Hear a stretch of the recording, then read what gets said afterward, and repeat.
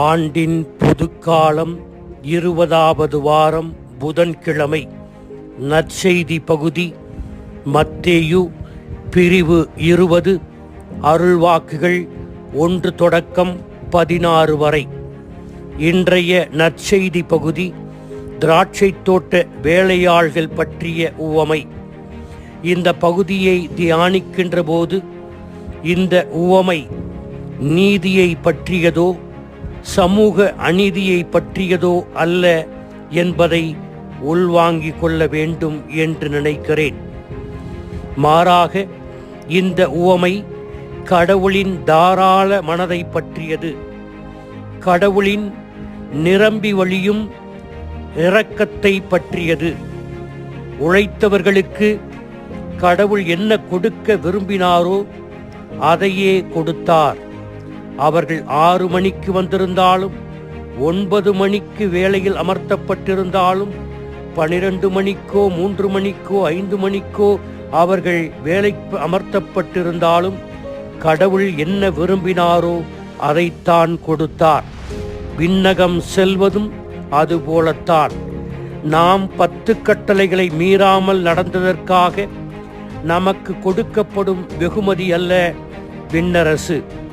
நான் ஒவ்வொரு ஞாயிற்றுக்கிழமையும் தவறாமல் திருப்பலியில் பங்கு பெறுகிறேன், அல்லது தினந்தோறும் ஜெபமாலையை ஜெபிக்கிறேன், அல்லது நான் விபச்சாரத்திலோ திருட்டிலோ கொலை செய்வதிலோ ஈடுபடாமல் இருந்ததற்காக விண்ணரசு அதற்காக கடவுளால் எனக்கு கொடுக்கப்படும் வெகுமதி என்று நினைக்கக்கூடாது. இவற்றையெல்லாம் கடைபிடித்ததற்காக கடவுள் விண்ணக வெகுமதியை கொடுத்தே ஆக வேண்டும் என்று அர்த்தம் கொள்ளக்கூடாது. பரலோகம் என்பது ஒரு வெகுமதி அல்ல. என் வாழ்க்கை முழுவதும் அவரை முன்னிலைப்படுத்தினேன், நல்ல செயல்களை செய்தேன். மாறாக பரலோகம் கடவுள் நமக்கு அளிக்கும் இலவச கொடை, இலவச பரிசு. நாம் செய்த செயல்களுக்கு நீதியை எதிர்பார்த்தால் நாம் எல்லோரும் விண்ணக அரசுக்கு வெளியில்தான் இருக்க வேண்டும். நாம் தகுதியானவர்கள் என்பதால் அல்ல, கடவுள் தாராள மனது கொண்டவராக இருப்பதால் மட்டுமே நாம் விண்ணரசில் நுழைய முடியும். கடவுள் நல்லவராக இருப்பதால் மட்டுமே நாம் விண்ணரசில் நுழைய முடியுமே ஒழிய நாம் செய்த செயல்களின் அடிப்படையில் விண்ணரசில் நுழைய முடியாது. எந்த வாய்ப்பினாலும் எந்த சந்தர்ப்பத்தினாலும் நாம் விண்ணரசை வாங்கிவிட முடியாது. இன்றைய உவமையில் வேலையாட்கள் தாம் செய்கின்ற வேலைக்கு கூலி கிடைக்கும் என்பது போல நாம் சொர்க்கத்தை வாங்கிக் கொள்ள முடியாது. நாம் நமது மீட்பை வாங்கிக் கொள்ள முடியாது.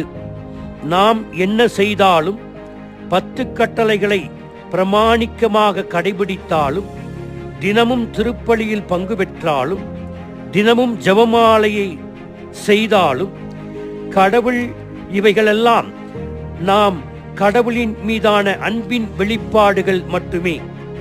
அன்பின் நிமித்தம் கடவுளுக்கு ஏற்ற வகையில் நாம் இவற்றையெல்லாம் செய்து முடித்த பிறகும் கூட, ஆண்டவரே, நான் இன்னும் விண்ணரசில் நுழைவதற்கு தகுதியானவன் அல்ல, மாறாக உமது அருளை தயை கூர்ந்து என்மேல் பொழிந்து என்னை உமது விண்ணரசில் பிரவேசிக்க உதவியருளும் என்றுதான் நாம் வேண்ட வேண்டும். அன்னை மரியாவின் வாழ்க்கையில் இதை நாம் நிதர்சனமாக பார்க்கிறோம். அன்னை மரியா கடவுளுக்கு ஏற்ற முறையில் வாழ்ந்திருந்தாலும் கூட கடவுளின் அருளை கண்டடைந்ததால் தான் மீட்பருக்கு கடவுளுக்கு தாயானார். கடவுளின் மிகச்சிறந்த கொடையை பெற்றார். கடவுள் நமக்கு விண்ணரசை கொடுக்க நினைத்தால் அதற்காக நாம் நன்றி செலுத்துவோம். விண்ணரசு என்பது கடவுள் நமக்கு கொடுக்கும் வெகுமதி அல்ல. விண்ணரசு என்பது நாம் பணம் கொடுத்து வாங்கும் ஒன்றல்ல. விண்ணரசு என்பது கடவுளின் அருள் இரக்கத்தால் நாம் பெற்றுக்கொள்ளும் இலவச கொடை அல்லது இலவச பரிசு. கடவுள் தாராளமானவர், கருணை உள்ளம் கொண்டவர். அதனால்தான் நாம் இங்கே இன்னும் உயிர் வாழ்ந்து கொண்டிருக்கிறோம். கடவுளின் தாராள மனத்திற்கு நன்றி செலுத்துவோம். ஏனென்றால் நீதியுள்ளவராக இருந்தால் நாம் யாரும் விண்ணரசில் நுழைய முடியாது. ஆமேன்.